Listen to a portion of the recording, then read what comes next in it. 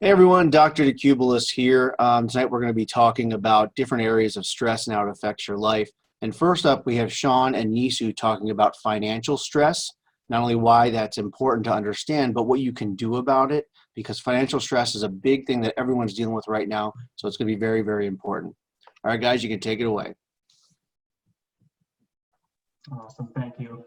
Appreciate the time today. Nisu and I are going to touch on certain talking points about certain things you could do for financial planning and ways you can alleviate that or alleviate the financial stress and burden on your mind moving forward. Let me go ahead and share my screen here. Nisu, if you want to, you could take it off or take off of that. There you go. Perfect. Awesome. So the points that I'll be hitting won't be on the slides, but for whoever will be watching this, I'm thankful that you're allowing us just an opportunity to share some of the insights that we've learned about stewardship and our role as financial planners. One of the things that we've discovered is that finances intertwine with every single aspect of life. There was actually a really interesting study back in 2016 that showed that finances affected people's moods daily. People felt financial anxiety every single day. It affected family relationships. It even affected career development. And so when we focus upon stewardship and having making sound financial decisions, it actually does impact every single aspect of our life. So my business partner, Sean, is going to focus more on practical aspects, but I want to start us off with how to actually think about stewardship. I think a lot of us, when we go online and when we're Googling things, we're often told what to think when we have a lot of information, but Google doesn't actually give you insight. It doesn't actually teach you how to think about your stewardship. And so I wanted to provide you with 5 healthy ways to think about stewardship that regardless of what life stage you're at, these things will benefit you. So number 1, this was actually from a very kind mentor of mine who said that life is a 3-mile-per-hour walk. A lot of the financial burdens that we see today really stem from this false expectation that people have that they should be further in life than where they truly are. If you go and you interview 1,000 people from the last 2 generations and you share with them some of the goals that we have at our age, whether you're 30 and you're asking someone else who's in their 60s what they were doing in their 30, or if you're 40 and you're comparing your life stage to what they expected, there's quite a drastic difference. I'll use this story for example. My grandma and grandpa are from Africa in Uganda. When they were in their 30s, they were working, my grandpa was working from 7 a.m. in the morning to 6 p.m. at night. He was walking 2 miles to and from work every single day. They lived in essentially what was a hut. They had no phone, and they had so much joy. He treasures that season of his life. And I talk to people, colleagues of mine who are same now, they're 30, they have a beautiful home, but they feel like they're somehow behind in life because they expected that they were supposed to be a millionaire and they were supposed to have a smoking hot wife or a smoking hot husband or have all these kids. And anyway, there's a lot of burden that just comes from the fact that we think we should be further than where we are. And so if you're watching this, I want you to know it's okay if you're 35 and you still have $300,000 of student loan debt, or if you're 40 and you don't have a house or you haven't saved for retirement yet. It's okay. There is still time. You can take steps to improve that. The second thing that I hope will help you have a healthy relationship is realizing that you came into this world with nothing and you will leave with nothing.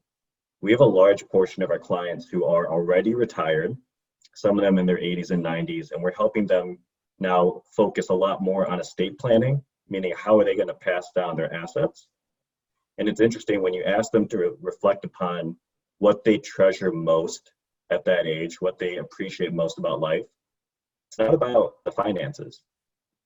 Their worth while they were growing up and while they were accumulating everything was so tied to their bank accounts and what they own, and how they're at the end of life realizing that the most treasured possessions they have were relationships. Their biggest regrets were relationships. And so that's the second thing to really think about, is that money is simply a tool. You came into the world with none of it, and you're not taking any of it wherever you go. And so you can enjoy it, and it doesn't have to have this huge weight and pressure behind it. The third thing is, you don't control really what happens to you in life. The number one cause of financial anxiety is fear of the unknown. The number two cause is fear of having an illness. Two things that you can absolutely influence, and thank God for the medical professionals that we're going to hear from later on, and about good mental and physical nutritional health to help us influence that in a positive direction. But the reality is, you don't really control if you get cancer or not. There's really, really healthy people who run marathons and take care of themselves and their diet, and they get cancer. And then there's people, we have a staff person in our office who has smoked for 30 years and has no signs of lung cancer. And so that's something that we can, I think, the sooner we embrace that, it's kind of like vegetables. It may not taste the best going down, but once you eat it, it'll be good for you. The fourth thing is focus on mindset shifts. Another burden that a lot of our clients will carry when we first meet with them is they have these running lists of to-dos, and that just adds more stress into their life. And what they don't realize is that if they were to focus upon maybe a shift in their mindset or a shift in their heart posture towards a certain area of planning, that would result in a lot of different behaviors. The analogy I like using is a tree. So if a tree has rotten roots, the fruit is not going to be good for you. And so in the same way, if our thinking is incorrect about a certain topic or a certain area of planning, that's going to result in a lot of habits that are also unhealthy. And so if we can pause life, if we can take the time to really think about, okay, how do I view debt? How do I view retirement? How do I feel about education, planning for my kids? If we can really pause on those things and make sure we have a healthy perspective and realistic expectations on them, that will lead to behaviors that will actually support a positive direction of stewardship. And it won't be this dragging ourselves in a to-do list. The last thing I'll mention is partnering with someone. I know that's coming from the financial advisors. We get it. Whether it's us or whether it's a parent or someone, a friend that you trust, you are where your best thinking has gotten you. You are where your best thinking has gotten you. So what you need if you want to get from point A to point B is not inside of you. Therefore, it has to be outside. And you can go to Google, you can listen to podcasts, you can read books, but the reality is that's still just more information. That's not necessarily someone who can examine your life condition, look at what you're currently doing, help you ponder the path of your feet, help you see how are you actually progressing, or what's your trajectory if you continue with those behaviors. And having someone who has that type of understanding of you, they now are able to speak truth into your life about how you can better improve your situation. And ultimately, that's going to help you eliminate the financial stress. So those 5 things, once again, number 1, life is a 3-mile-per-hour walk. It's okay that you're not where you want to be at. You're not where you should or think or could, whatever, be at. You're not where you were, right? And that's okay. Number 2, you came into this world with nothing. You're going to leave the world with nothing. Again, money is a tool. The greatest treasures in life are people, their experiences. Money is a tool, a channel to get those things, but it's not an end in itself. The third thing is focus on mindset changes. If you focus on the changing of your mindset, a lot of your behaviors will actually become a fruit of that. And I'm sorry, that was the fourth one. The third one is you don't control life. You really don't control what happens to you, but we can address some of the major risk. Sean is going to get into that on a practical level. For example, if you're worried about what happens if I get sick, ill, injured, and can't work, there's actually a really simple tool for that. It's called disability insurance. If I'm worried about what happens if I have an unexpected expense, actually it's really simple. If we save enough money into your bank account and your savings, that will mitigate a lot of that. So again, there's some really small practical things, but ultimately we don't control what happens to us. And then the last thing is partner with someone. There's no law that says you have to try and figure this out on your own and white knuckle it and try to get through this. You know, think about the most successful people in different industries. They all have coaches. They all have board of advisors. They all have a sound counsel. They all have people that they go to for feedback and perspectives that are outside of their own. And so that's healthy for them. It must be healthy for us. And so again, I hope that these ways of thinking will help you view your finances in a new light. I hope that they will allow you the courage to simply accept where you are and pause life so you can deal with where you are at financially, and then start to make incremental progress towards where you want to be in your stewardship. Sean, go ahead and please walk us through some of the ways that would be practical examples of addressing these things. Awesome, thanks Nisu. Before I jump in here, I just want to make note that Nisu and my best contact info is right here. Our phone numbers and emails there. Please, if you have questions, don't hesitate to reach out to us. I'm not gonna go through all of the slides on this PowerPoint. I'm gonna pick out a few that I thought were impactful for this talk today. First one is gonna be right here, and this is just piggybacking off of some stuff that Nisu was mentioning about time. 1 in 4 people state that the biggest roadblock to sitting down with a financial planner is lack of time. He mentioned that everyone's got this long list of things to do in their life, whatever that may be. And that adds to stress, not feeling like you have enough time in the day to get all the things that you want to get done. However, sitting down with a financial planner, sitting down with somebody who's done well with their finances in life could be one of the most beneficial 30 to 60 minutes of your life. It is something that is truly impacting people on a grand scale to get them to their goals, whatever those goals may be, whether they're short-term, mid-term, long-term. These are the 5 key actions that I want to touch on in my time today. And this is just helping build towards financial security. Now there's 5 different keys. However, you don't have to be giving the same amount of attention to all 5 at the same time. It could be different. You could be focusing on saving and growing while protecting and not really focusing on spending or giving, but things change over time, and that's good. You want things to change over time so that that means that you're moving in the right direction. One of my favorite quotes is compare yourself to who you were yesterday, not to who someone else is today.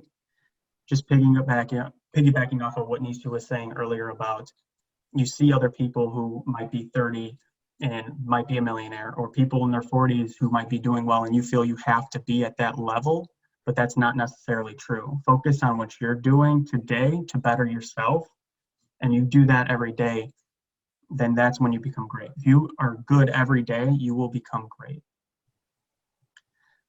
Saving is a huge, huge piece to building financial security.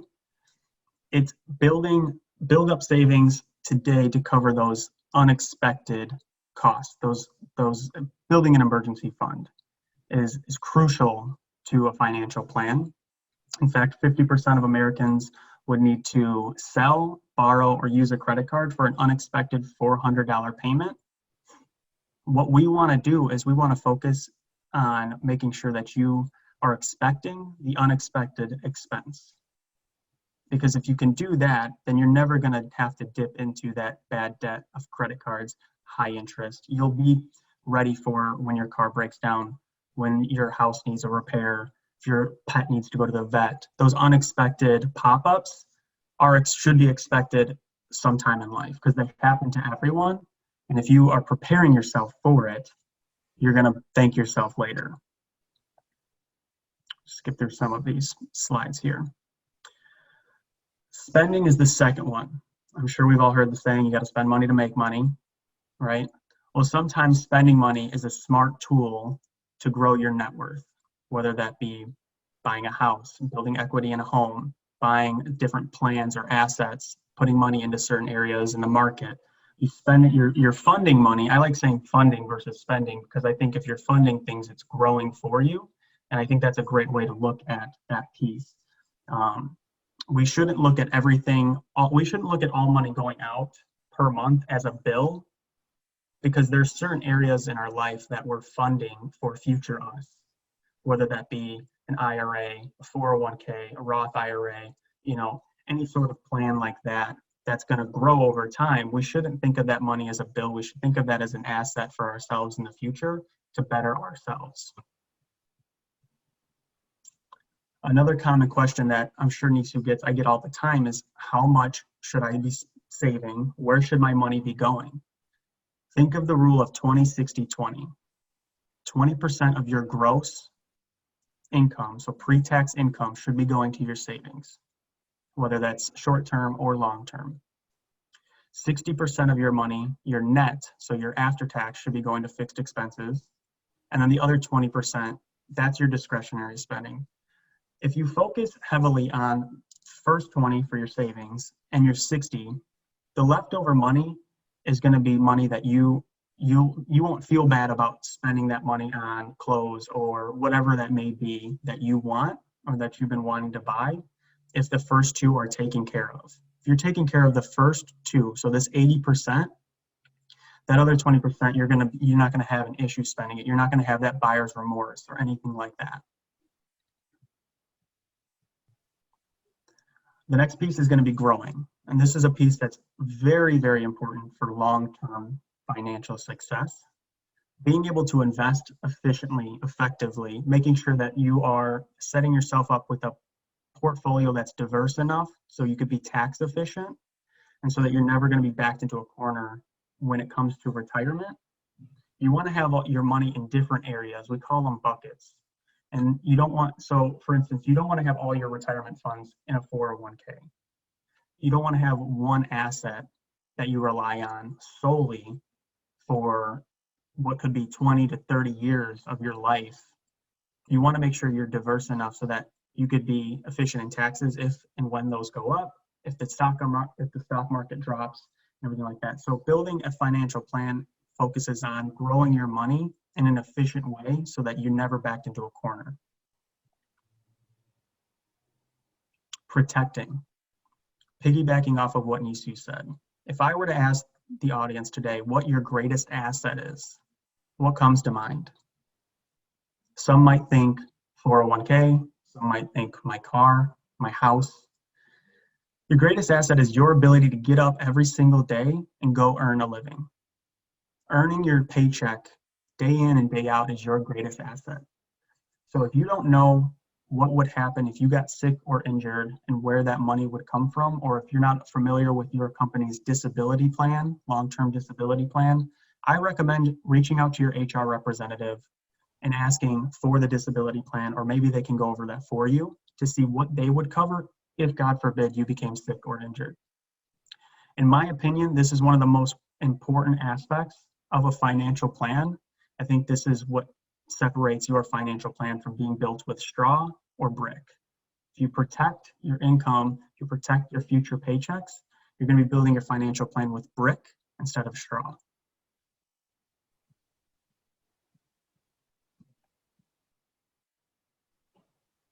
The last one is going to be give.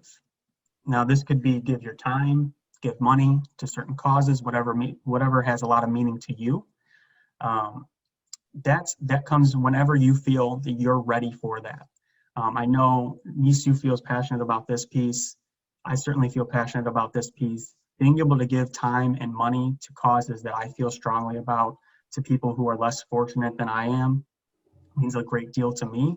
But the only way I'm able to really truly do that at a high level is planning financially for the long term, making sure that my success, my family's success for financial planning is set in stone so that I'm able to give more resources to other people who need it more than I do. And I'm just going to wrap up with a recap here. Again, the 5 keys to building financial security: save, spend, grow, protect, and give. That's in no particular order. Of course, you do not have to give equal amount of attention to all 5 at the same time. It's whatever matters most to you at any given time that you should be putting focus on, whether that's saving now, making sure you have an emergency fund intact, protecting your income, spending money to build equity down the road, growing your wealth, or giving to various charities or whatever you want to give to. That's the important piece to you. If you guys have any questions, I'm going to go back just to show our emails and our phone numbers. Please do not hesitate to reach out to Nisu or myself. We would certainly love to sit down with any of you. Again, giving an hour of your time would be the best hour that you give for your future self. I want to thank Dr. Mike for allowing Nisu and I on the call today. We really, really appreciate it. I'm hoping to help impact lives for many generations. Nisu, do you have any follow-ups there? There's one thing I would add, and Sean, that was well said. But the one thing I would add is whether it is with us or whether it's with a family member or friend or an outside advisor, I want to share with you last thing here. What type of process should you expect?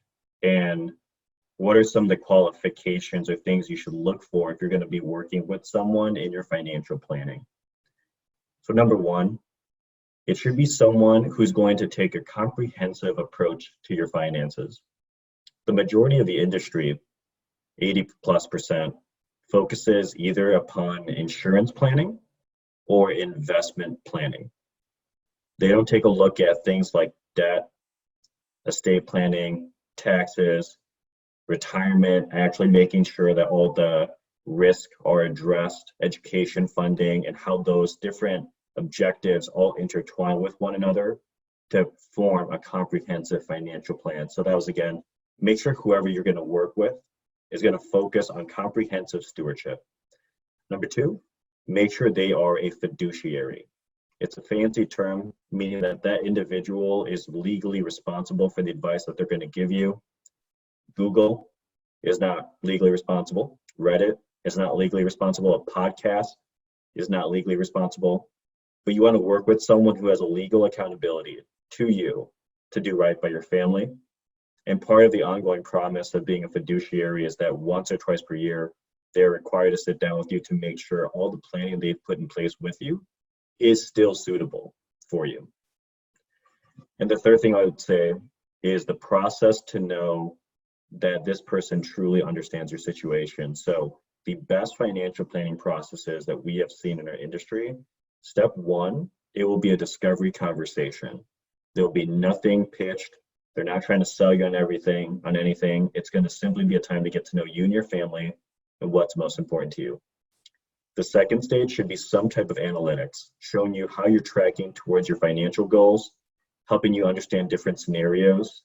If you increase your retirement contributions by 1%, what would be the impact long term? What would happen if you had 1% less rate of return? What happened if you needed another $1,000 per month of income to protect your family in the event of a death? They should be helping you understand some of those small nuances in your planning that would impact everything. From there, they should give specific recommendations and a roadmap. Woe to the advisor who gives you 1,000 thing to-do list. It should be phased out. It should be easy to implement, and it should be a seamless process for you. Again, your highest use of your time is in your vocation. It's with your family. It's doing the things that you care about. The purpose of partnering with someone is that they would help co-labor with you in those things. And the last part that's most important is the follow-up. It's about a long-term relationship with someone you trust and someone's going to be there for you when your life is awesome and you're rocking it, and when your life is really in the dumps. So again, those 4 things. Number 1 should be a discovery conversation. Number 2 should be some type of analytics. Number 3 should be a roadmap. And number 4, it should be an ongoing relationship. And those are the things that would indicate to you that this is a trusted advisor. And also, same thing, Dr. Mike, thanks for the time today. This was awesome. I hope that this reaches people and gives them some freedom from financial burden. All right, sounds good. Thank you, guys. Thank you. Thank you. So I just wanted to let everyone know the reason I wanted to have Sean and Nisu on here is financial planning and stress is something that everyone deals with, but you've got to make sure you deal with it the right way, especially with everything that's going on right now. That's really been put to the forefront, but it's important to make sure that you are dealing with someone who not only has your best interest in mind, but knows what they're doing and has the track record as well. So especially because they're working with Northwestern Mutual, it's a name that you can trust. They've been around for a very long time, but it's important to understand that it's not just about saying, I'm going to put money away, but it's the planning, because you need to know why you're putting money away. What are your goals? Because everyone's going to have a different goal. So that's what I really liked about what they talked about, is it's all about finding out what's best for you and then creating that plan and that roadmap about how to get there, because that's what's really important. Everyone's not going to have the same kind of financial issues or stress. So it's about finding out what's going to be your best way to solve the problems that you're dealing with. All right, so next up we got Michael Ricchio. Now he is the owner of MAR Health and Fitness, which is right here in downtown Downers Grove.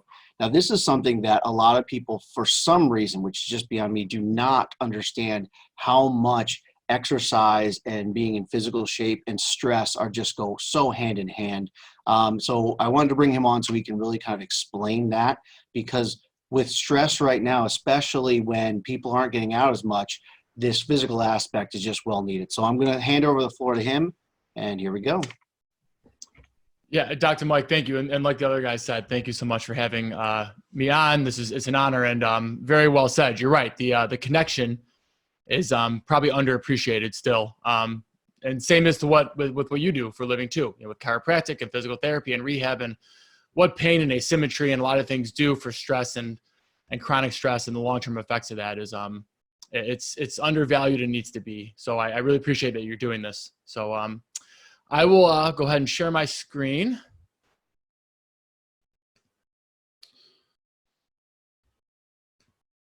And I think I did it right. All right. So I wanted to kick it off with just a real quick background on stress in the human body. So the physical nature of stress and the toll it takes on the body, and then from there I'll lead into what exercise can do, and then what I call the 4-pillared approach. So I speak for Northwestern Medicine, and we do a lot with what's called exercise as medicine for them and for Lurie Children's Hospital. And the 4-pillared approach is where I connect exercise and other activity, nutrition, sleep, and stress into one bundled educational piece. So first, simply, what is stress? And stress is it's a reactive response by the body to a number of different things. And you see the list here. There's psychological stress. It's being afraid of spiders. Not everyone's afraid of spiders, but that's a stress point. There's environmental stress. So air quality. There's social stress, and that can be anything from the loss of a loved one to work stress. You miss a deadline, to family stress. There's physical stress. There's disease and injury. And then there's planned stress. And that's where exercise comes in. And that's where we'll dig into a little bit later. And it's important to note, I think, that when it comes to stress, the body doesn't necessarily separate. So whether you're experiencing any one or multiple aspects of anything on this list, the body's going to react in generally the same way. And with that, I pose the question of, is stress good or bad? And it may surprise people to think of the fact that stress is good. Stress is a defense mechanism by the body. And there's a number of things that have gotten this negative connotation. We're very all or nothing society sometimes where things are either terrible or they're great. Sodium's something that's really necessary. It's a necessary nutrient in the body, but sodium's bad, right? Salt is bad. And there's a lot that goes into that, but just as another example, stress is a good thing. It helps us get through bad situations. It's fight or flight, as you see as the first example. So you have your sympathetic nervous system, and then it's your rest and digest. So your parasympathetic nervous system, your calming system. So there are positive stressors, soft music, yoga, things that also help us to stimulate us, to bring us back down and to be in good mood and calm. And all this we'll dig into more just in a minute here, but I want to curb a myth here first that stress, as a general speaking, is a bad thing. Now, chronic stress is a bad thing. When stress does not leave your system, when stress stays in your system for long periods of time, that's where stress becomes a negative. Now, in the short term, stress is a physical response. Stress hormones are released, namely adrenaline and cortisol. And in adrenaline, you have epinephrine and norepinephrine. So these are your hormones that help you when you are stimulated.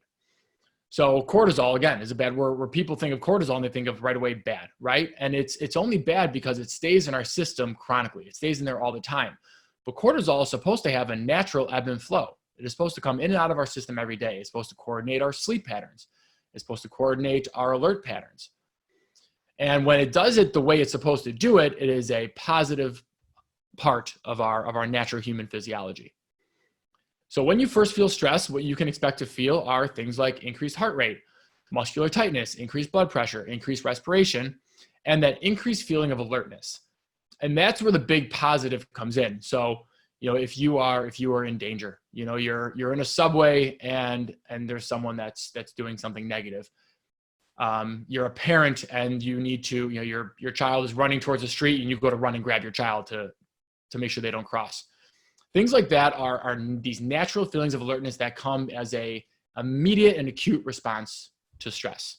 And in those situations, again, in those examples, stress is good. Chronic stress is stress that doesn't leave us. So when we have a stressful job, when we don't sleep, when we have chronic pain, like Dr. Mike deals with professionally all the time, when these things stay in our system for long periods of time, what happens is the physical effects of stress, the negative parts of them stay. The high blood pressure, the high heart rate, the jittery type feeling, all that stays in our system consistently. And the protective elements, the defensive elements that I would call the good parts of stress, dissipate. Meaning that when we are stressed all the time, we no longer get the benefits of stress. We are no longer in a state to become heightened in a way that helps to save us. So as an example, and going back to some of the same examples we started with, if I'm stressed all the time and then I get put in a situation where I'm in danger, I no longer have the ability to go from calm to protective. Not in the same way I would have if I'm normally in a calm state, a non-negative stress state. So our natural defensive systems lose their ability to be positive if we are just chronically stressed for any reason all the time. And in those situations, you can see the list here. This is what you start to experience. Long-term stress leads to anxiety and depression. It leads to weight gain. Cortisol has an adverse relationship with the ability for us to utilize fats as an energy source. So when cortisol is high, we do not use lipids efficiently, which means we don't lose weight. So people that are really working out hard in the gym and they're putting in all this great, fantastic work that it's not necessarily that it's going for naught, but they're turning around and saying, but Mike, I'm still having trouble losing weight. Well, there might be a reason. Headaches, GI issues, gastrointestinal issues, sleep disorders, which then turn around and make you more stressed because now you're not getting the recovery part, which again, we'll get into in a little bit. And then memory and cognitive issues. So your decision-making abilities, what food choices to lean for, whether to go to sleep right away or to watch another hour of TV. Those are not purely just willpower decisions when you are experiencing chronic stress. Those can very much so be physical, more difficult decisions to make when we are in these states. Now, are you stressed? Some of us think it's an automatic thing to know that, but I've had clients come in where I don't necessarily tell them they're stressed. That's not for me to say, But when they come in and they describe their workday, they describe their parents, and they have full-time jobs, and they're not sleeping, and then they start telling me how low energy they are. How they get these kind of low-grade headaches all the time, and now they're having trouble sleeping, and they always have this lower back tightness. And some of this stuff isn't for me to deal with directly, but when they just list these things off to me, I hear stress. That's what I hear. So when you look at this list, are you sick often? Your immune system. Just like there's an adverse relationship with losing weight, if our body is constantly in the situation where it's trying to buffer out stress, where it's trying to use the nutrients that are supposed to go towards our immune system and towards our musculoskeletal system, and instead they're trying to constantly calm our system down from this heightened state, if that's where they are, our immune system isn't working, which means we get sick more often. Gastrointestinal issues. And you can find research from those who are more qualified than I to talk about things like food sensitivities and allergies, and how chronic stress can be a big factor, and how people who go through other tactics to lower their stress may, in some situations, see a release in some of these other allergies and gastrointestinal issues and headaches and everything else that you see on this list. Always, of course not. But it is definitely a part of the equation that most health professionals should look at. And why we need to deal with stress. There's the obvious that we just stated. There's a lot of physical things that we just talked about, but then there are long-term domino effects that come in too. Your mood is affected physiologically when we are in a state of stress. So things like dopamine and serotonin, to a certain extent, our happy hormones take a hit when cortisol and when adrenaline is high, especially when they are chronically high for long periods of time. And if our mood isn't good, what type of person are we amongst our loved ones, amongst our coworkers? So I'm not as good of a dad. I'm not as good of a husband. I'm not as good of a business owner and a boss and a co-owner and a co-worker when I'm not sleeping as well, when I'm higher stress for any reason that I take from home, or when I take my work back to my kids with me. So when I deal with stress in the ways that I'm supposed to, I am absolutely just a better overall person. So there's one motivator amongst many to why we should deal with stress, and why stress does not just only affect ourselves. So what can we do? We understand stress, at least on a baseline level. What can we do? So what we do with all of our members that come in the door, I don't care what the goal is. I don't care why someone walks in the door to come see me.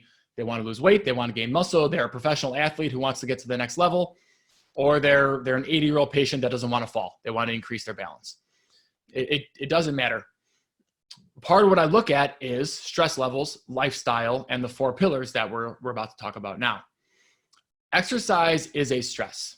It is simply a planned stress. So what exercise does is a few things. One, think of it as almost like a practice. Exercise is practicing stress. And when we practice stress under a controlled environment like exercise, when we do it the right way, our body learns how to not necessarily become numb to it, but how to regulate it. So your body's ability to regulate between your sympathetic nervous system and your parasympathetic nervous system, that really heightened jittery state and that really calm, cool, collect type of state.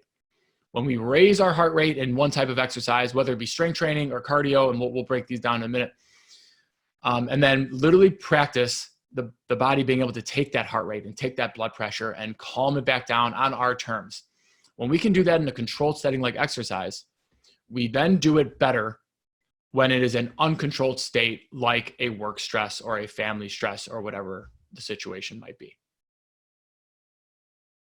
I'm sorry, before I switch, the last one, and there's a confidence part to this too. There is, and this is more of a psychological piece that, again, we won't dig into in specifics, but the longer people exercise, the more confident they become as people. The more confident people handle stress better.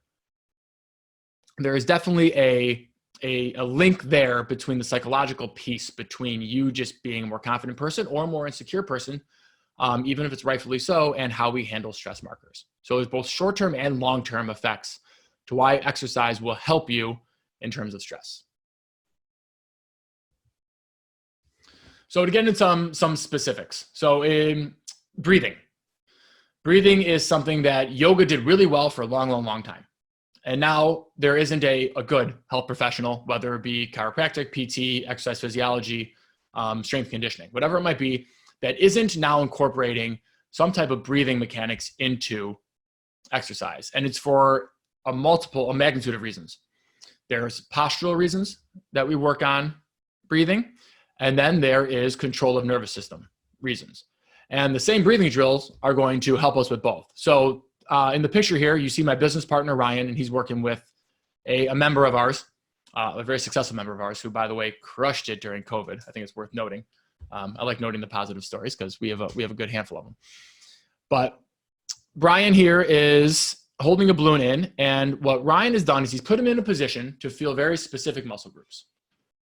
So I'll take this opportunity to talk about how you being in a bad posture can in fact make you more physically stressed, more emotionally stressed long-term too.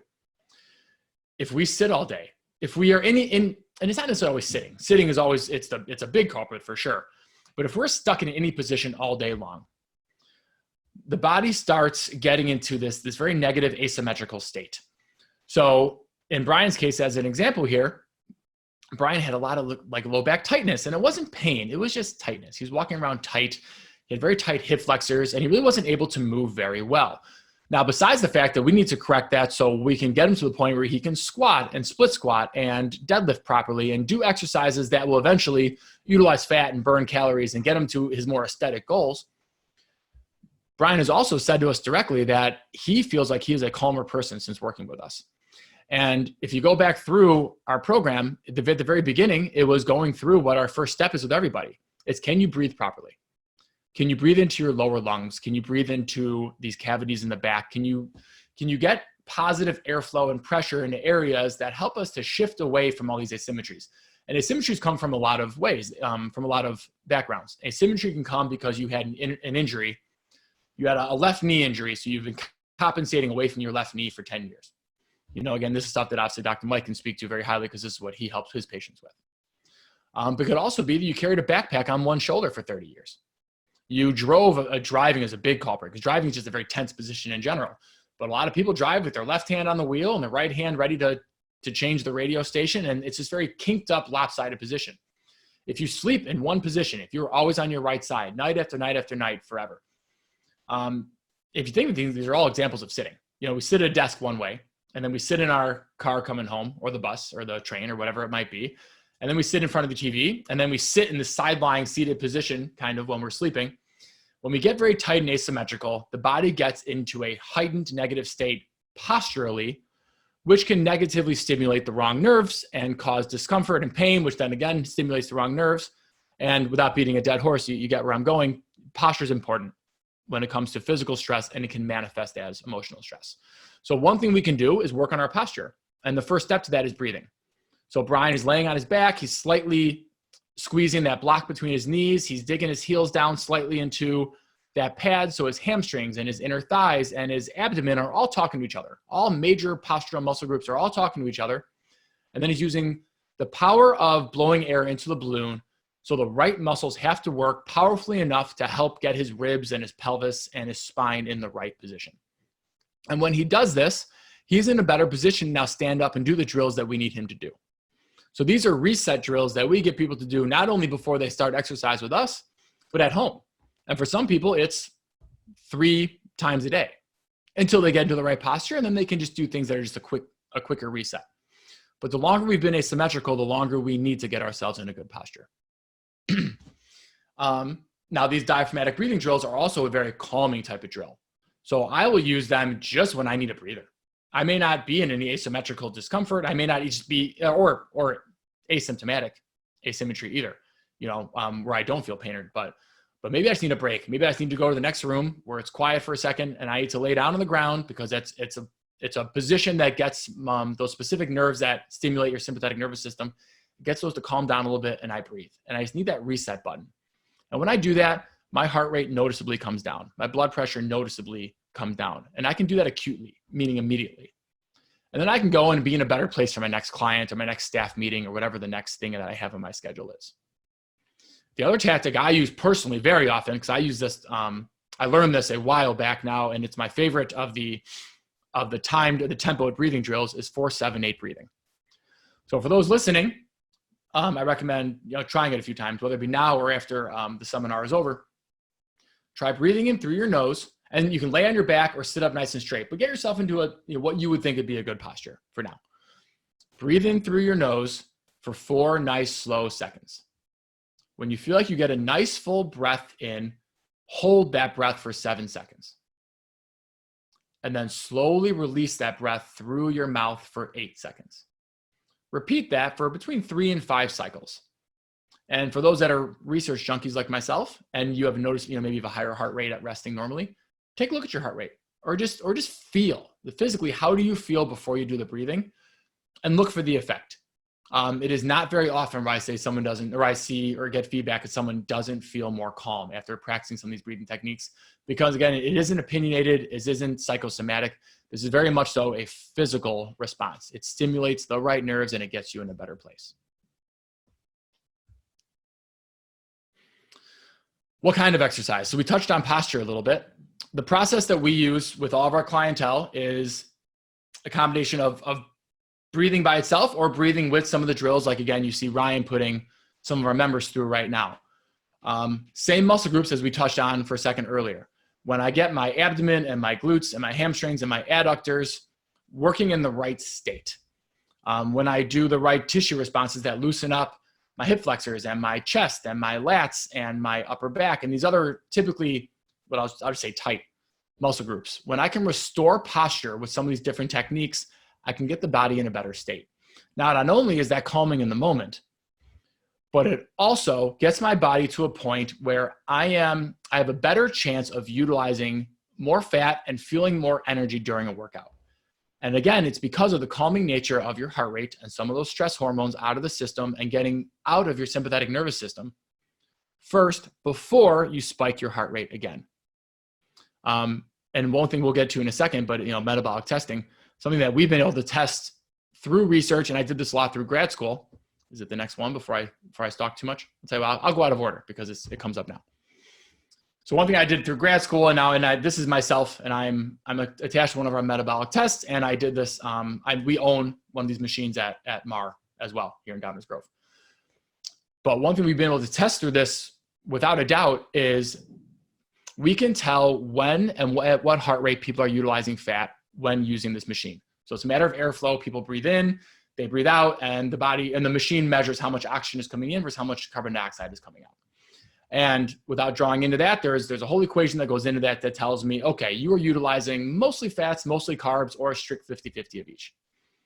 And when going through these tests before and after and doing breathing drills and proper warm-ups before doing this test, which is essentially a stress test. If everyone's hopefully not, but if you've ever gone through a stress test or known someone that's gone through a cardiac stress test, it's the same machinery, just used in a different way. When people warm up properly, when people go through breathing drills, they burn more fat in workouts and they work out for longer. So when you talk about the value of warming up, it correlates to the stress that we're talking about it now, but it also correlates to your goals. Whether you want to use more weight, work out for longer, burn more calories, burn more fat, whatever the goal might be, knowing these numbers has been really important. Now, for those that don't have access to a machine like this, think about after warming up, what type of cardiovascular training is going to be ideal? Typically, lower to medium intensity cardio is going to be your best friend when it comes to stress reduction. And that's a little counterintuitive from what you hear, because you hear a lot of people say, I am stressed out. I'm going to go punch a punching bag, or I want to go sprint in that treadmill, and I want to do something that's really high caloric and really high powered because I'm going to feel so much better afterward. And I'm not here to say that's necessarily a negative. I like when people use exercise in general, so I'll never call that a negative. However, technically speaking, physiologically speaking, using a heightened state to counteract a heightened state is not your best tool.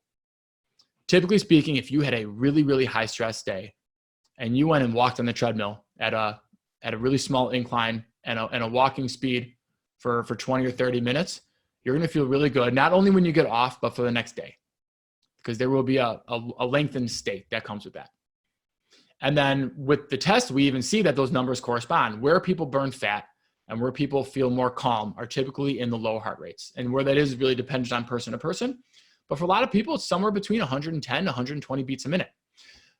And then with exercising, as you become more proficient in it, you start becoming more lipid efficient. You start burning fat at higher heart rates and staying more calm at higher heart rates, which means that the more you exercise, the more conditioned you become, the more desensitized to stress you become. You can work out harder, you can work out for longer, and you can burn fat doing so, and you can not get this negative spike of stress after working out. So it's all progressive. So most of our members start with a very low or medium intensity cardio, and then we progressively work up to higher intensities from there. The higher the stress level might be, the more we really try to push that medium to low cardio. Now, HIIT training has also been proved long-term, not as much short-term, but long-term, to have positive effects on stress as well. And to define HIIT training, because it's something that I think needs defining, high intensity interval training requires a high heart rate, but it also requires a low heart rate. To call something an interval, it has to come back down. And a common challenge people have with high intensity interval training is they get their heart rate up really well, but the rest periods typically aren't there, or we don't have a good enough recovery system yet to get our heart rate back down. So instead of seeing an interval, we see a sustained high heart rate. So high heart rates stay up for prolonged periods of time, which then is going to eventually spike cortisol and actually spike those stress hormones that you are trying to take down. So for those of you that are practicing HIIT training, make sure your heart rate comes back down. So that might mean spending 30 seconds, 60 seconds, maybe up to 2 minutes in a high heart rate state, but then utilizing whatever time it takes to come back down. Really good recovery rate, maybe that's 30 seconds. For someone that's more deconditioned and newer and starting out and is still practicing, that might be 2, 3, 4 minutes. Listening to your body and using things like heart rate can make this more efficient. But in general, we want to make sure we see a nice interval. We want to see high, we want to see low. I'm going to revert back for a second and make sure we don't skip past strength training. So strength training does a lot for us. It is the cardio piece that you'll see more research on having a direct effect with stress specifically, and seeing the same hormones played with, seeing cortisol played with, and adrenaline played with, and dopamine played with. What strength training will do is it will help us to build up resiliency to some of the other things that built up in our system. Glucose, being able to have more storage space for glucose and use glucose better. And some of these things that not only stay in our bloodstream for longer when we are not as well conditioned and don't have a good base of strength built up, but they turn into fat faster. And as we build fat, there is a natural higher response to stress. So strength training in conjunction with your cardio training is going to be the best two-pronged approach when it comes to combating stress with exercise. Recovery is just as crucial as your exercise itself. So sleep and nutrition. So I mentioned the 4-pillared approach when we started at the beginning. So we talked about exercise and activity. Stress is what we're talking about in general. Sleep and nutrition are 3 and 4. So when it comes to sleep, here's some of the basics. The average person, and not just the average person, a bell curve shows that over 95% of people need between 7.5 and 9 hours of sleep a night, which means the outliers are only about 5% of people. And for every person that gets away with less than 7.5 hours nights of sleep, there's a person out there that needs more than 9. So for those that think we're getting away, that think that they can sleep for less than 7.5 hours and still be productive, the odds of you falling into that category are pretty slim. And the science is pretty steady on this, that you need your sleep. 7.5 hours is your minimum. And this is coming from somebody who's been in the fitness industry for a long time, and I have 5 a.m. clients and I have 9 p.m. clients. So I'm someone that has really battled this part of the 4 pillars myself. And I, without a doubt, and I said the same thing. I said, I could sleep for 4 hours. I can sleep for 6, no big deal. I did it for a decade. I did it for longer than a decade. Without a doubt, when I get my sleep, I'm a better trainer. I think better. I'm clear-headed. I don't aim for as much caffeine, which then puts me into a different type of downward spiral when I'm overdoing that. So getting in those hours is key. So for those that are not getting in 7.5 to 9 hours, you don't have to jump right to that number right away if that's not realistic. Try adding a half an hour in. Set yourself up for sleep. Let's go out of order here. The level of sleep we get, which means the amount of recovery we get, which means the amount of counter action against stress that we get, will be dependent on what we do the 30 to 60 minutes before we fall asleep. So turning off your devices is a big one. Letting your brain have a chance to calm itself down before you are telling it that you want it to go to sleep. So turn off the TV, turn off the iPads. If reading is a great thing, but ideally either read a real book or look for those screens that are able to turn away some of the negative lights that keep our brain overstimulated before we fall asleep. Not drinking alcohol too close to bedtime is a big one as well. That is also going to keep us stimulated. And even if we fall asleep, we will not get into a deep quality of sleep. And then best you can for total darkness.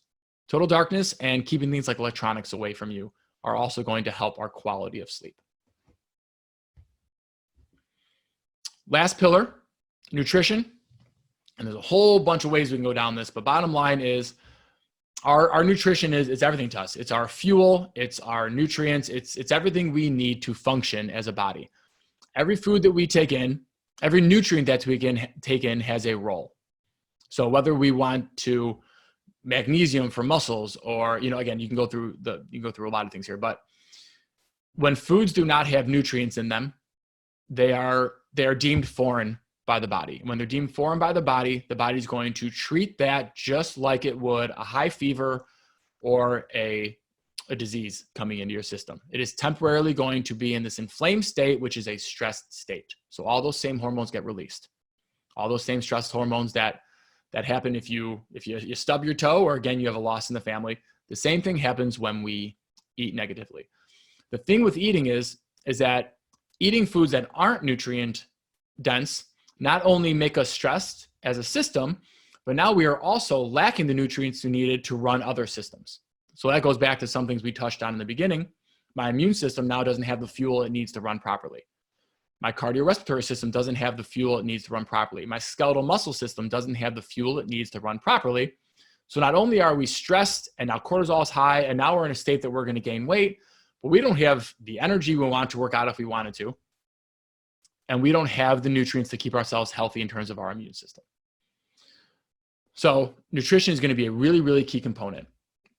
And to put it all together, when I do these seminars at Northwestern and Lurie and some of the others that I've done, I have this, I'm going to try to walk you through it visually here because it's much more powerful in person, but we're going to do the best we can here. I have a balloon blown up and I have it behind my podium, and I bring it out and I ask 4 people to come up. And I'll say, who wants to go first? And someone come in, I'll have them squeeze the balloon a little bit.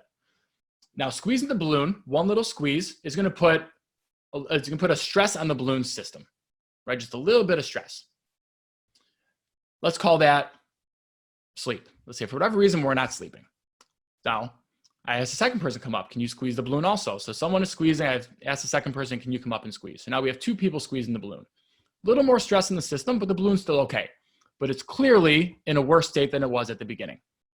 So let's say we weren't sleeping, and now because we're not sleeping, we don't have the energy, now we're not exercising. And then I ask a third person to come up, and I ask them to squeeze the balloon as well. So now we have 3 people putting pressure and stress on this balloon. Now, when I ask the fourth person to come up and squeeze the balloon, no one ever wants to squeeze the balloon, right? Because no one wants to be the one that's going to come up and pop it. But when you look at your 4 pillars, that's exactly what happens. The body is resilient, and it can handle a certain amount of things missing. If it's just not exercising, it's going to be okay if the other 3 pillars are intact. If we are stressed, it is crucial for us to not miss out on the other 3 systems, regardless of your reason for stress. But if you are stressed and you are trying to dig out of stress, my advice for you and the big takeaway for today would be you have little room to miss on the rest. You have to work on your exercise. You have to work on your nutrition. And even though sleep might be hard if you're stressed, doing things like turning the TV off and the iPads off and doing the things that'll put you in a better state while exercising and eating right will put you in a state where sleep should probably still be okay. So when you think about all this, think about the 4 pillars. If you have a legitimate reason to be stressed, whether especially now, COVID related, whatever it might be, really, really dial into the missing pieces and use this equation for anything else. Later on, you're not stressed, but you have an injury and you can't exercise. Don't miss the other pillars. Don't let missing one pillar catapult you into missing the others because it's going to put your system down a really bad path. And my contact info. So you can find us. There's our address at the bottom, and then here's our social media sites, both Facebook and Instagram. We do mostly Instagram. So if you want to look at some of our content, it's at Mar Health and Performance. And any questions, please don't hesitate to email me and reach out. That's it for me, Dr. Mike. Thank you so much. Dude, that was awesome, Mike. Both of you guys, do you guys currently refer to each other right now? I know Ryan has spoken more to you than I have so far. But yeah, because of COVID, everything slowed down, but that's definitely the plan. Exactly. Mike D, if you don't mind sharing, just doing a little bit of like why you wanted to bring Mike M into this, and maybe talk from the perspective of how chiropractors and PTs collaborate, our personal trainers collaborate together, Yeah, sure. So I wanted to make sure I brought Michael on here because at Mar Health, what they do is they not only take a personalized approach, but what I really like about them is they actually care about your individuality. So what that means, they want to find out where you are baseline. And yes, they want to meet your goals, but they're going to take you step by step to get you there the best way that they can. And it's not always going to be the quickest because that's not what's best for you and your body. So they're going to find out where the deficiencies are and be able to get you in a much better state at the end. And I love working with them because not only do they do that, we're not going to have these injuries that happen when you force your body to do something too quick that you're not ready for. But it works hand in hand because now when we are done with patients at our place that have issues with low back pain or sciatica, they need to be strengthened up. We got them out of pain, but they're not strong enough to continue doing what they do in their normal life. So then we can send them over there and they can get strengthened up to now continue on their health journey. And in the same token, if they get hurt and they can't work out, then they send them over, we get them better, and then they get right back to where they need to be working out as well. Yeah. Yes. All right. So those of you who have not met me before, my name is Dr. DeCubellis, and I'm the owner at Main Street Chiropractic. And one thing I want to talk about today, we're talking about stress. I think the biggest thing is when we talk about stress is it's important to understand stress. What is stress? What does it mean? And more importantly, what can you do about it? Because we hear stress all the time, but we need to take it down to a little bit lower level and get to the baseline of what we're talking about when it comes to stress. So the first thing is, I'm sure everyone's felt like they've been in this situation before. You're the egg, that hammer's coming down at you, got all this stress coming at you from different aspects. So can you win this battle? That's the question you want to ask yourself, because it's not about, can we get rid of stress? If you could get rid of stress, then we could just stop this presentation right now. You're going to go off and live the best life. And if you can figure out how to get rid of all stress from your life, please let me know, because we're sitting on a multi-million-dollar idea. That's not possible. But what is possible is how you deal with stress. And that's what's really important, because that's what's going to determine if you actually get out of this the right way, or we start talking about some chronic issues, which we'll go into in a little bit. So stress is real. It's something that's not always physical that you can't see, but it definitely is real. It's a specific response by the body to a stimulus that disturbs or interferes with normal equilibrium. So the key is that anyone who is under stress has to be able to adapt to that stressor and adapt to it the right way. So when we talk about that, let's talk about the different sources of stress so we understand where we're coming from with this. So the first thing is we've got physical stress. So you see up here, actually getting in an injury, we're lifting something and we're not doing it the right way and we cause an issue. We see someone sitting here for long periods, a slip and fall, someone sleeping on the couch. Who hasn't slept on the couch and slept the wrong way and you wake up just feeling all achy and tight and bad? You sleeping on a plane, car accidents, when you're working out incorrectly and you cause an injury doing too much weight too quick. All these different things can cause physical stress, and they affect our body. But we also have chemical stress. So when we talk about chemical stress, we're talking about things like smoking, we're talking about alcohol, we're talking about toxins in the air like smog, we're talking about unhealthy foods where we get all of our nutrition from, but we're also talking about medications and antibiotics and things like that as well. These all are under chemical stress, and they affect our body as well. Now, the third one is emotional stress, and this is the one that's very, very prevalent, especially right now.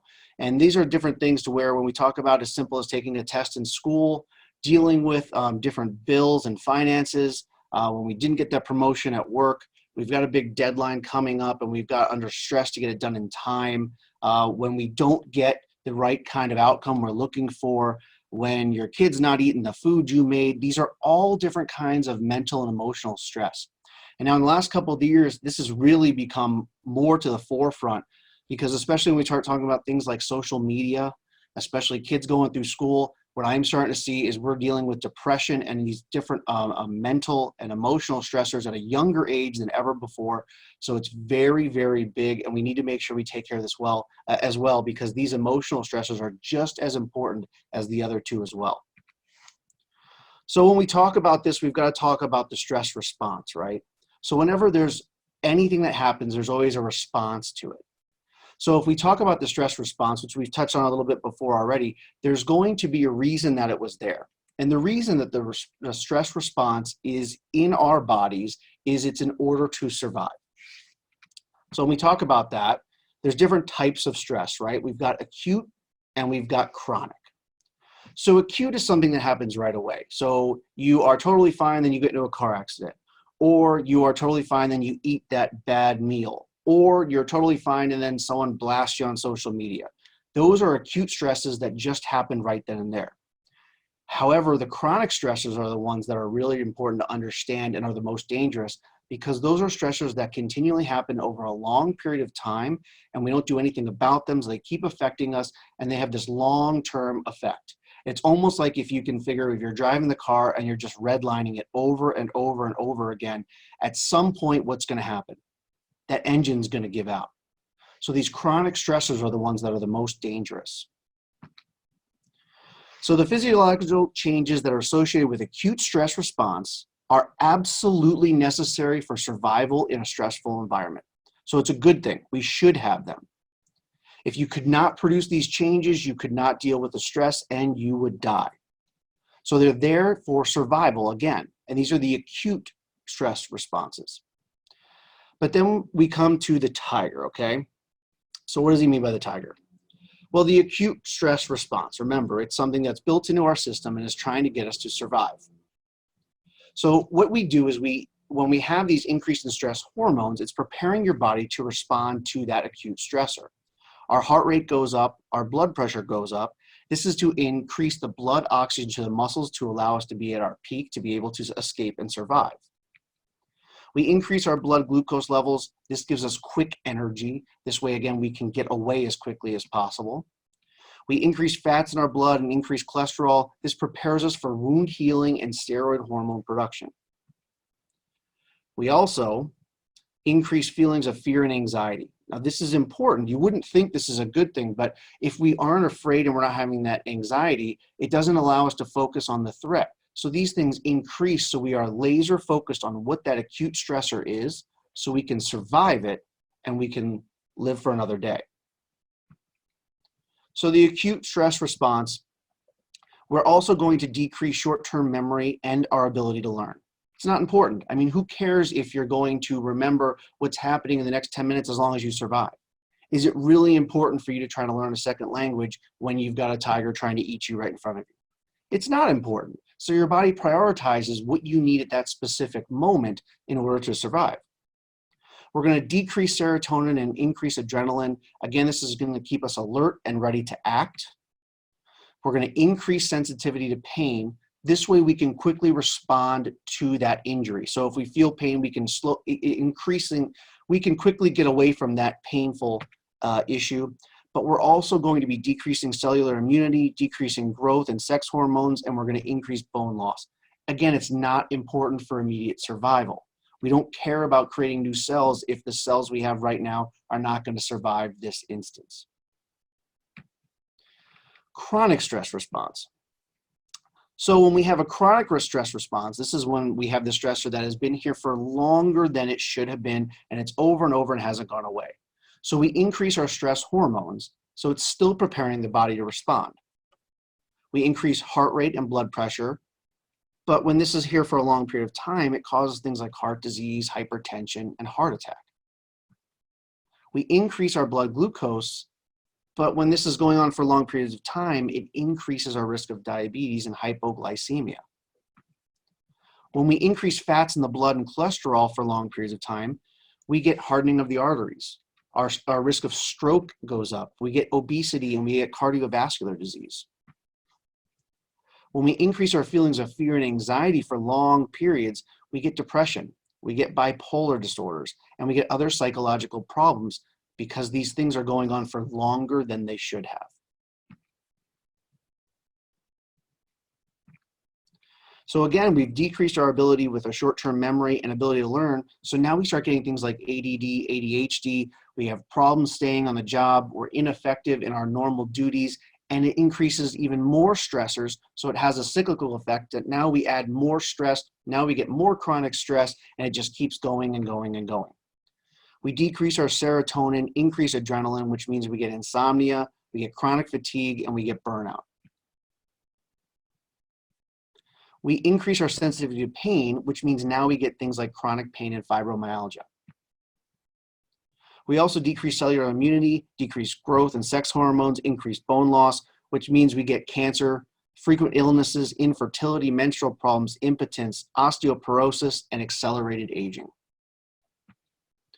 We were never meant to run from the tiger all day, every day, as long as we live. We needed it in that immediate instance, but not for long periods. So diseases of chronic stress, we went through some of the things that happen when it's there for long periods, but let's talk about some of the diseases that are linked to this, because it's almost every major health issue in society can be addressed here. So the first thing, we've got heart disease, cancer, stroke, diabetes, ADD, ADHD, depression, obesity, anxiety, and you can see the list goes on and on and on. Now, here's a question I want you to ask yourself. Look at this list right here. How many of these things have you heard in the last 2 weeks on the news, in major headlines, people dealing with this? The rates are going up because we're having these chronic stressors that aren't going away, so these things are starting to come up more and more. Just think about the number of kids who are diagnosed with ADD and ADHD in the past 2 years versus 25, 30 years ago. Because we're getting these chronic stressors that are coming on, and these things are coming more and more often. All of these diseases are lifestyle. We were never designed to live in an environment of chronic stress. So we can't get rid of the stress, but we have to make sure we deal with the stress the right way to not have these chronic stress situations drive us to these issues. Because it's a pathological environment. That's why we get these things. It's not something we were meant to do, and our body can't withstand it for that long period of time, so it basically breaks down. And how it's going to break down is going to be one of these different ways depending on your specific lifestyle. So how does medicine see it? When we talk about chronic stress, there is a way that medicine handles this. So normally what the response to chronic stress are seen as symptoms. So what they do is they utilize medication to try to treat the symptoms, or surgery to try to rectify the symptoms without getting to the cause of what actually caused these symptoms. So it leads to more drugs and more surgery because they got rid of one symptom, but now a new one popped up because the chronic stressors are still there. Things keep developing, and it's just kind of keeps going down that rabbit hole. So 2 good reasons for drugs or surgery is a health crisis or an emergency or a trauma. So there are definitely reasons they should be used, but they should not be used to treat stress because it's just adding another stressor to the body. So a study by the World Health Organization, America was ranked #1 in emergency care out of the top 40 countries in the world. We are ranked number 37 out of 40 in overall health of citizens. We make up 5 to 7% of the world's population, and we take 62% of the drugs in the world, and that's according to the Journal of American Medical Association. We spend 2 times as much as any other country on healthcare. So think about all of that. Yes, we're great at emergency care, but we're spending more than anyone else on healthcare, and we're ranked toward the bottom in the overall health of our citizens. So something has to change because this model isn't working. So America's top 3 killers. Cardiovascular disease kills 750,000 a year. Cancer, 500,000 a year. Medicine, 400,000 a year. Now, if we break that down, 225,000 are from medical error alone. Another 106 is from non-error, means they did everything the right way and the person still caused a death. So when we look at these 3 leading causes here, one of them we can definitely do something about when it comes to the way that the medicine is working, treating these stressors. So common over-the-counter drugs, these you've all heard of, you've probably used yourself, but they also come with some side effects. So Tylenol is the leading cause of liver damage and kidney damage. It's not made to be taken for long periods of time. If you look at the label, it says that if you're using it for after 20 to 30 days, you have to consult with your doctor because your body does not lack Tylenol. That is not the problem. The problem is that there's something else there and you're taking the Tylenol to cover it up. But when your body is exposed to Tylenol for that long periods of time, it starts to cause negative effects as well. Aspirin, 84% of pancreatic cancer, 31% of bleeding ulcers are related to aspirin. NSAIDs like ibuprofen and naproxen kills more than AIDS. Now, these are some kind of staggering numbers, but it's important for you to understand exactly what the risk factors are, so that way you make the right decisions when using these. Because again, these things are not supposed to be used for long-term chronic stress. They're supposed to be used in a short-term situation to help get you on to the next stage of healing. So we talk about cutting the cord, right? We need to make some changes and make sure we're doing the right things to make sure we're dealing with the stress. So we've got 3 kinds of symptoms. So the first symptom is going to be a warning or an alarm. So that could be back, neck, headache, pain like that. Second is going to be part of the cure. So we get fevers, vomiting, diarrhea. That's your body actually going and helping cure you of whatever illness you have. And then the third kind is no symptoms at all. And those are the worst ones because that's what happens with cancer and heart disease. We don't even know there's an issue until it's too late. So how do we know if we're healthy? Well, health is the optimal function of the body. It means everything is functioning exactly how it should be, and you get the most out of everything you want to do because your body is functioning the way it should be. So if we look at on a scale of 0 to 10, our responsibility can get us as high to 10 as possible instead of trying to rely on medication to get us there ourselves. We have to take some onus to this. We are responsible for ourselves, and we can have the best effect on our bodies if we take some initiative. So how do we achieve health in a stressful environment? We don't want to be like the left, we want to be like the right. It's a lot easier said than done, but if you know the steps, it can be done. So there's 2 strategies. The first is we want to start reducing stress. So physical stress, chemical stress, emotional stress. Now, while that might sound very generic, it's not as difficult as you think. If you go ahead and make a list of all the physical stressors that you've had in the last 2 weeks, and then look at all the chemical stressors that you've had. Maybe you're smoking, maybe you're drinking a little bit too much, maybe you're eating some things that are not as nutritional as they should be. And then if you look at your emotional stressors, what kinds of friendships and relationships do you have? Do we have a toxic relationship? Are you constantly getting upset when you're going on a certain social media platform? Well, some of those things are easy to cut out. Just don't visit that site. Just try to change the way you're eating little bits by little bits. Take away that physical stressor, and you're already going to be at a better place than you were to begin with. So we also want to improve our body's ability to adapt to stress. By improving our health, moving towards that 10 is all through lifestyle choices. So let's talk about the 4 keys to health. So keys to wellness, the first thing is to get adjusted. And what I mean by that is that's what I focus on and I do. Anytime you take away joint motion, you're going to decrease your range of motion. You're increasing your stimulation of the nerve receptors, which are for pain. You're increasing inflammation and you're causing degeneration, which can lead to permanency. This means that you're not able to move the right way, which is going to incite more stress response, and you're going to keep going down that rabbit hole. So making sure your physical performance is where it should be is the first step. Eating better and avoid toxic foods. So 65% is what you want to have of veggies and fruit, 35% proteins, and then 1 cup of grains a day, if any. If you got to get rid of anything, grains are the first thing that should go. But most Americans are extremely short on the fruits and veggies. Exercise. Exercise is extremely important. You really should be exercising at least 3 days a week, 15 to 30 minutes per workout. You can start to ramp up from there. And exercise doesn't mean the same thing for everyone. It's all of what you're able to do, but something is always better than nothing. And the last thing is positive thinking. Study out of the University of Pittsburgh looked at optimists versus pessimists, and they found that optimists live longer and healthier lives. Women said they expected good rather than bad things to happen, were 30% less likely to die from heart disease and 14% less from any other disease. Now that's really interesting. So all you have to do is try to be more positive, and this study showed that you were less likely to have these chronic stress diseases, which makes sense with everything we've talked about so far. If we increase our positivity, we're decreasing some of those depression or negative thoughts, which are stressors too, so we're taking away some of that stress response. Which leads us to the nervous system. Now, the nervous system is what controls everything in our body. This is the master system. Without the nervous system, nothing's going to function. It controls everything, big, small, top, down to the bottom. Everything in your body is controlled by the nervous system.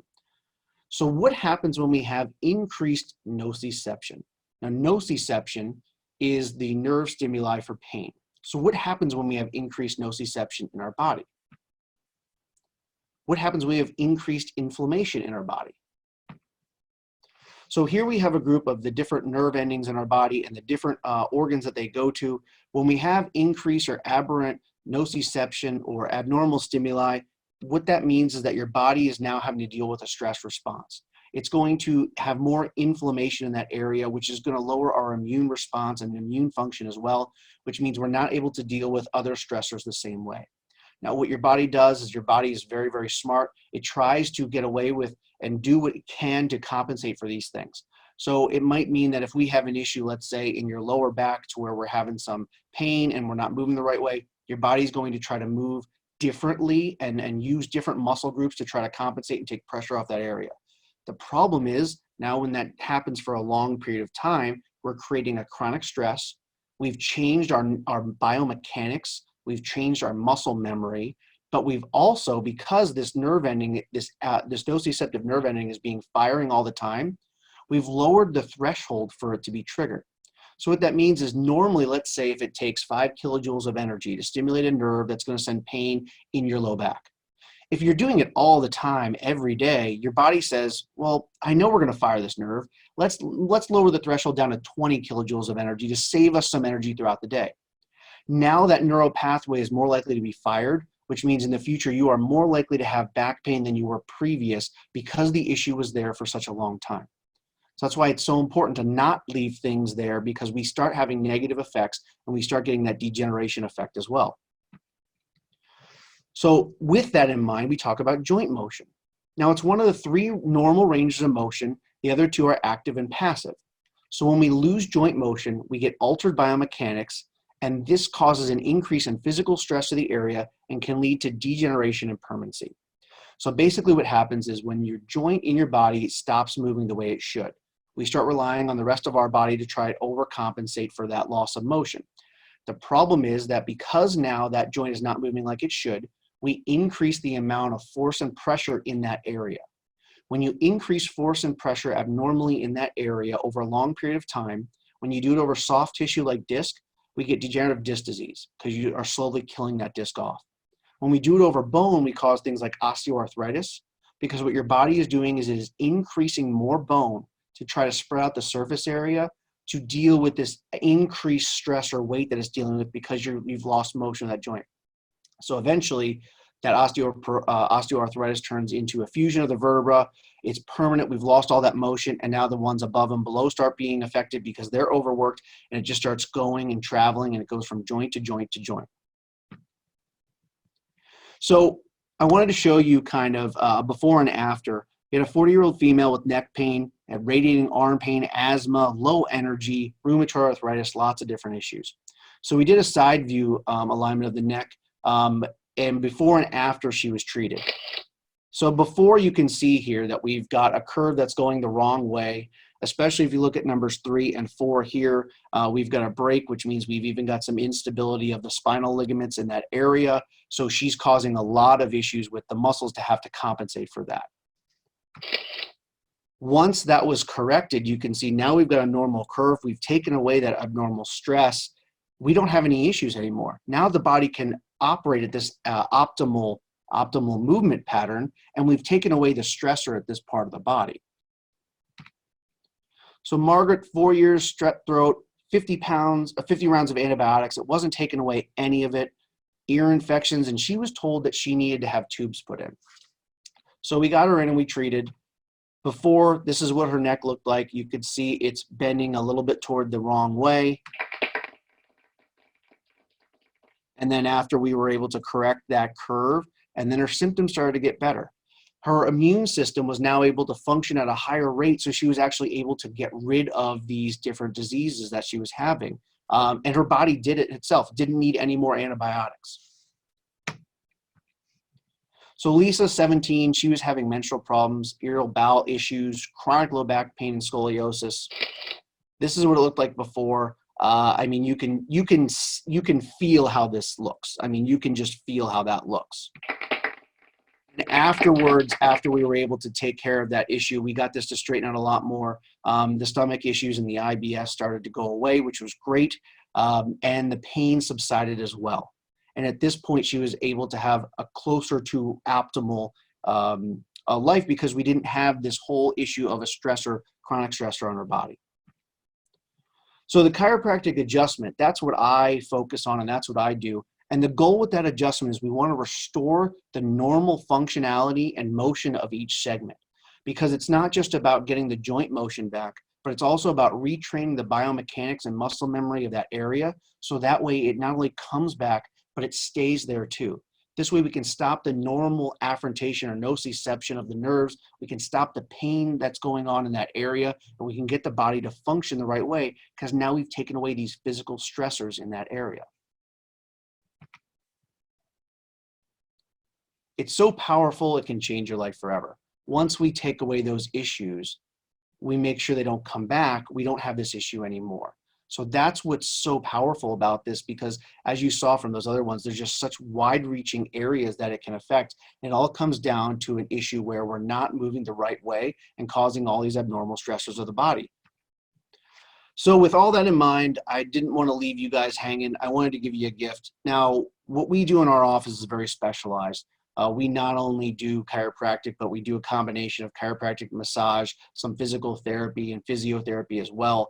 And we start by getting a diagnosis. I want to know what's wrong with you and make sure that it's something that I can help you with. Because if it's not, I'm going to refer you to one of the other specialists I work with, because we have a wide network of doctors that we do work with. So the first step is by setting up an exam and a consultation so I can see what's going on with you and see if it's something that I can, that I'm a good fit to help you with. But also what we do that we specialize more in is we use what's called motion films. An x-ray is great, but if your problem is when you're bending to the side or bending forward, I want to see you doing that motion, and I can see what changes with the joints when you do that. And that's what the motion x-rays allow us to do. So I get a much better understanding of what's going on. And it's one of the only ways to actually see what's going on with the ligaments in the area too. So here's what I'm offering: initial exam and consultation, any motion x-rays we would need, and a report of findings. I'll go over everything that I found. Typically, this is $250. It's very in-depth, and the motion x-rays are very specialized things most don't have. But because you've been listening to all of us talk about stress and chronic stress and physical stress, I'm going to offer that for just $50. Now, here's the thing, though. I can only do that for the first 6 people that come because it's just such a huge discount. But I want to see if I can help you, and I can guarantee that even if you come in and I can't, I can point you in the right direction, because it's all about getting you the best care and help that you need. And it might not be in my office, but I want to make sure that you're at least in the best optimal performance of your body to deal with these stressors so we don't end up with this chronic stress situation. So if you're interested in wanting to set one of those up, you can give me a call, 630-435-6461. Just make sure you mention that you watched the Stress Summit. You can also visit me on my website. You can request a new patient exam from there. And again, in the notes, just make sure you mention this. I hope this was really helpful. I hope that made a lot of sense. If you have any questions, you can feel free to reach out for me as well. But I look forward to seeing you soon in the future. I want to talk a little bit about stress, how it affects the body, but also some things that we can kind of do about it. And I wanted to kind of bring it all together so we understand kind of how everything works. So when we talk about relaxing the ties that bind, learning to recognize and release stress, because we have to be able to recognize it in order to be able to do something about it. So it's important to make sure that we can do that. So what is stress? It's a real or interpreted threat to the physiological or psychological integrity of an individual that results in a psychological or behavioral response. Now that's what's really important, is it doesn't have to be a real thing. As long as we interpret it as real, our body takes care of it the same way. Anything that stresses us out is real to us. So stress is the cause of 80 to 85% of all human illnesses and disease. It's America's #1 health problem.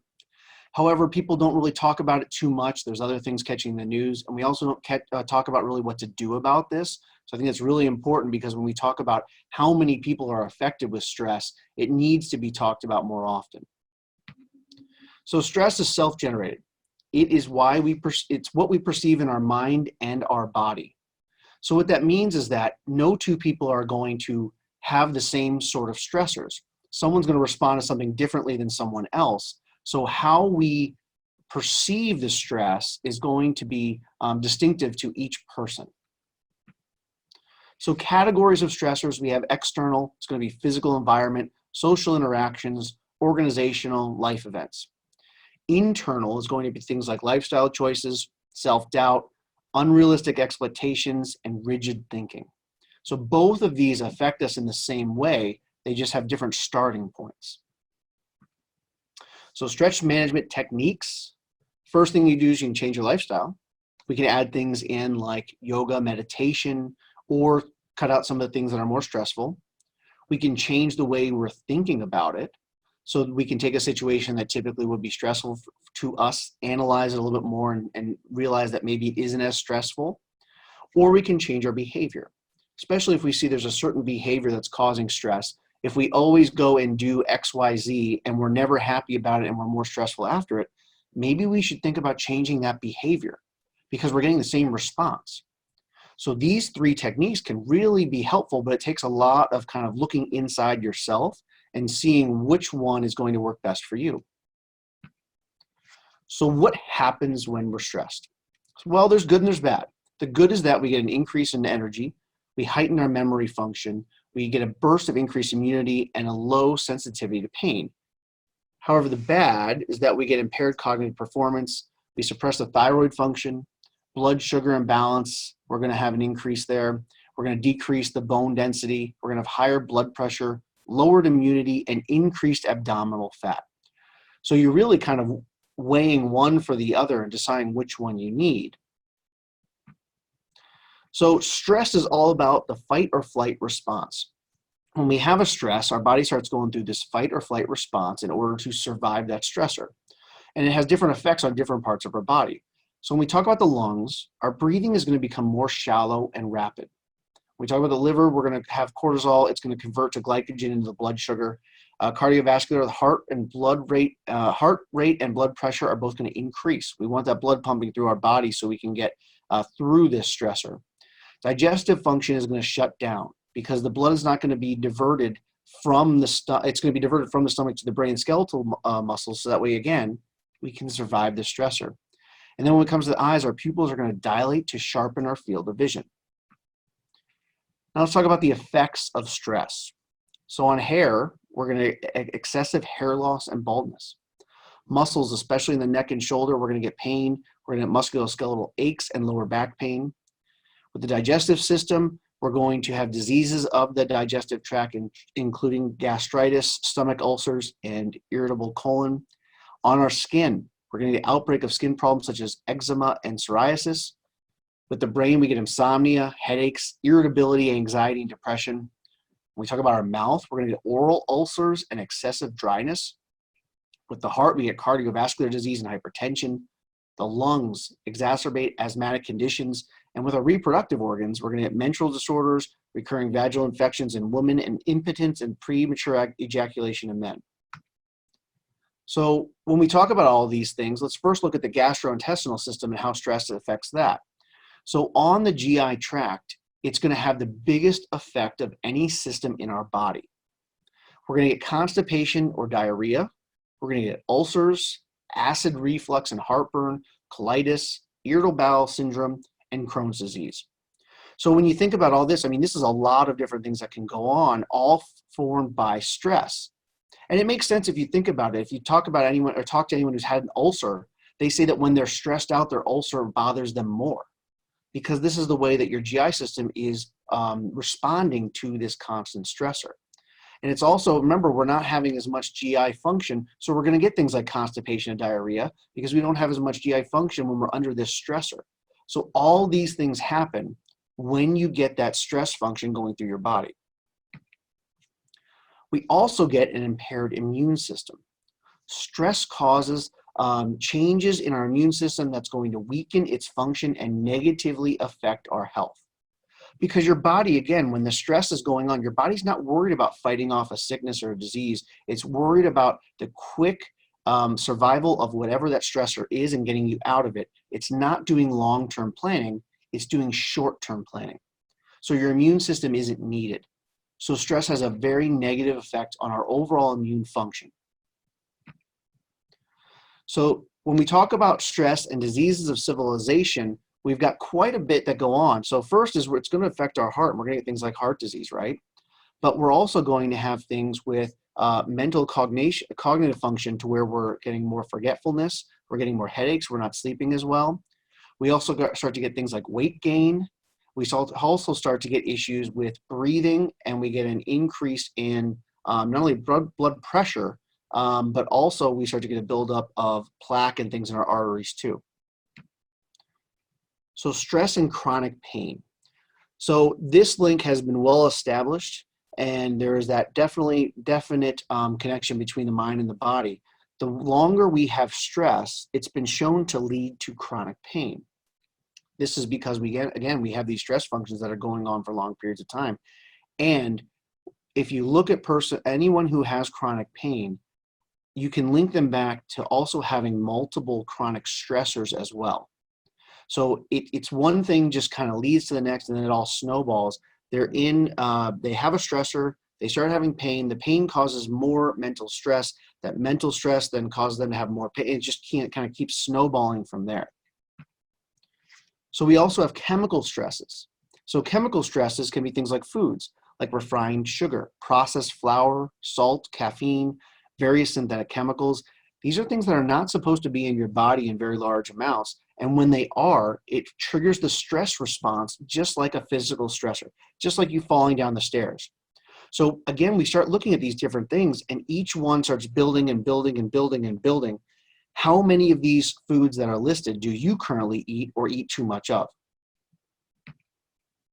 So high nutrient diet is one way to actually take away some of these stressors.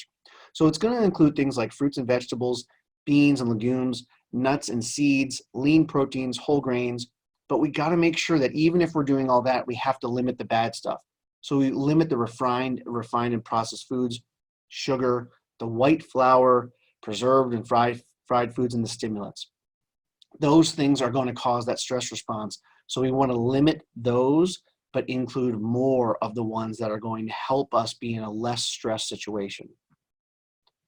Omega-3 fatty acids are really, really big. I think this is one thing that most people don't talk about enough, or maybe they just don't understand enough. The normal American diet right now is extremely lacking in omega-3 fatty acids.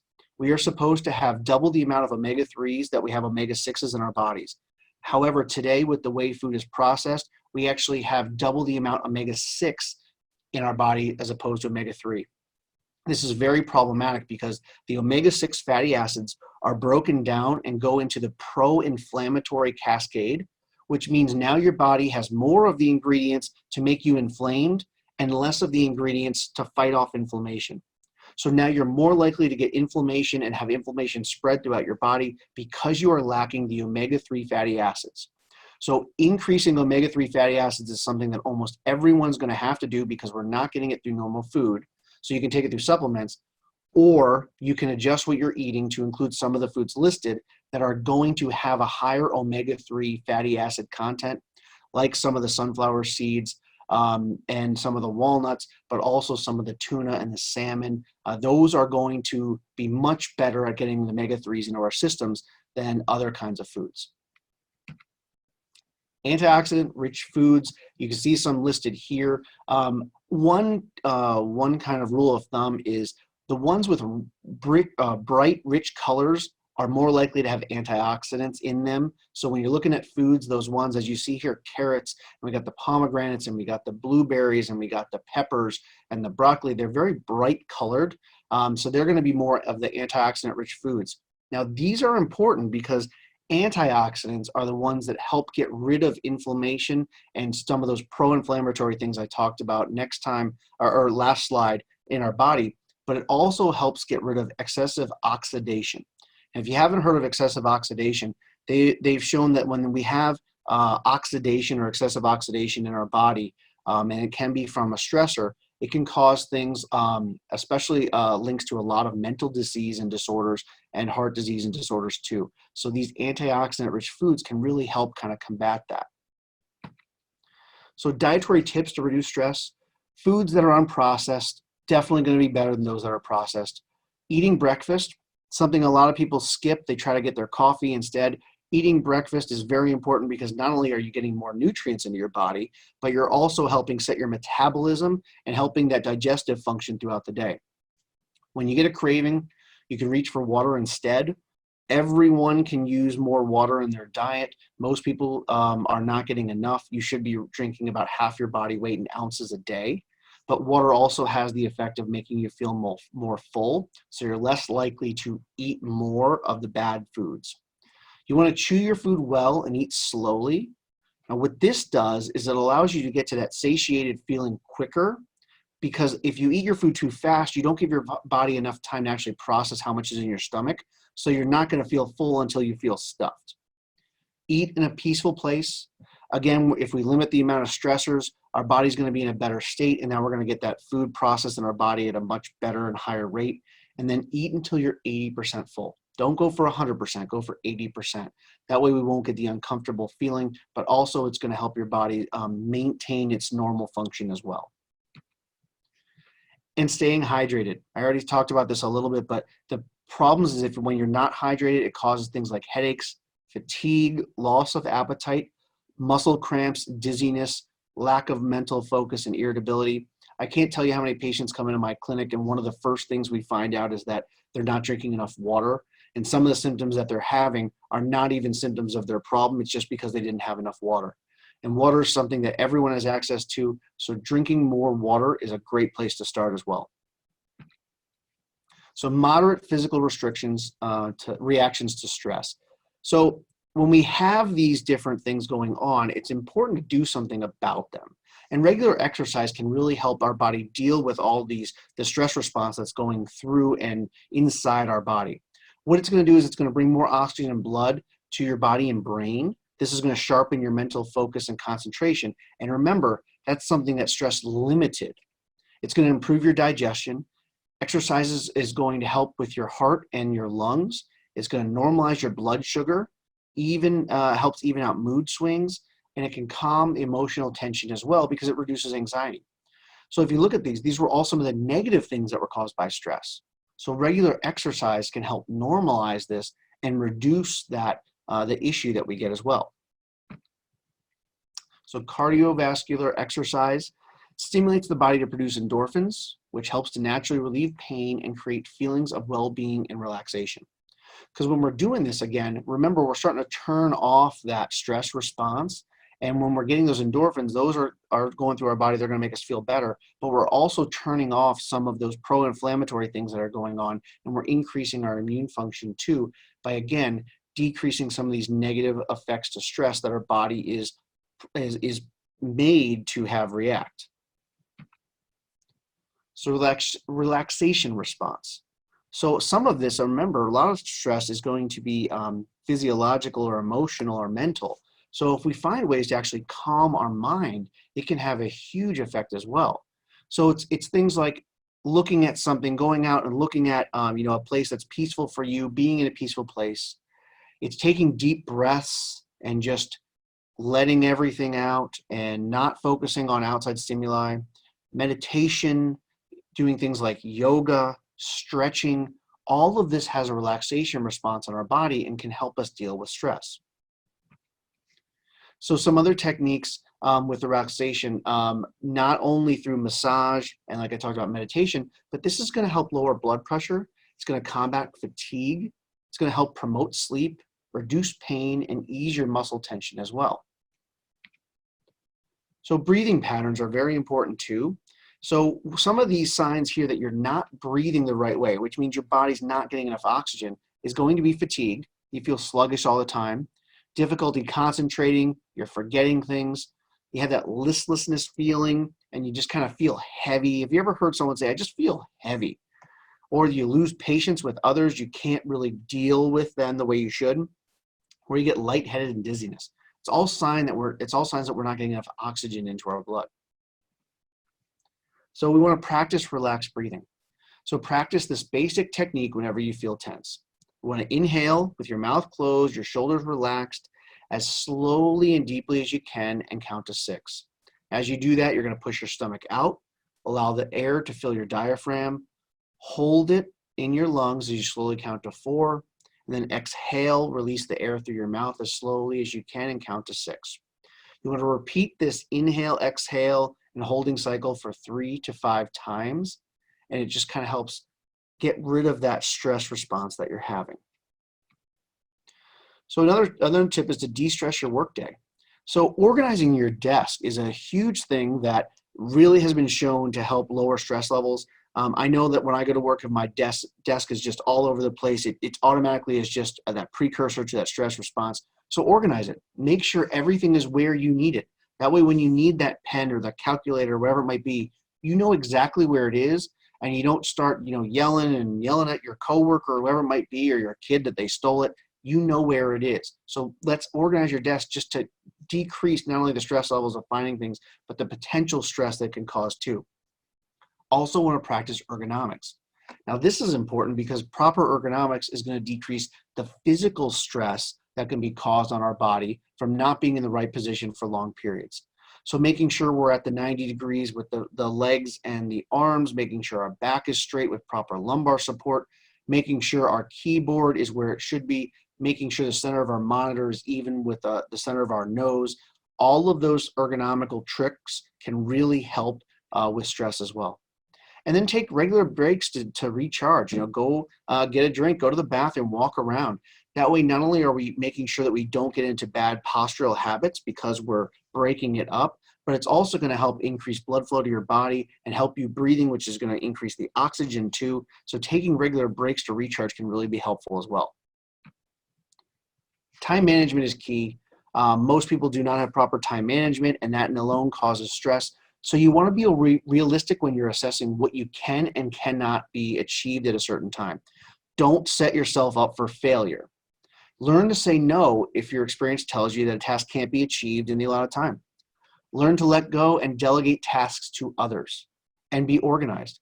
Make lists of what needs to be done and prioritize them, because if you do this, you're going to limit the amount of stress and you're going to be able to get things done in a much easier pattern, because we know what we need to do and we didn't overburden ourselves with things that can't be done when we said we needed them to be done by. So break down your typical week here. So if we look at this, we've got a graph here that shows just how much time we spend at each different thing. And you can see here the two biggest things are sleeping and working. So if we have sleeping and working as the two biggest things, wouldn't it also make sense that maybe those are the first two things we look at to try to find ways to de-stress? Maybe that's through a sleeping position. Maybe that's through getting more sleep. Maybe at work that's through the ergonomics. Maybe it's through taking breaks. Maybe it's through creating lists or delegating tasks.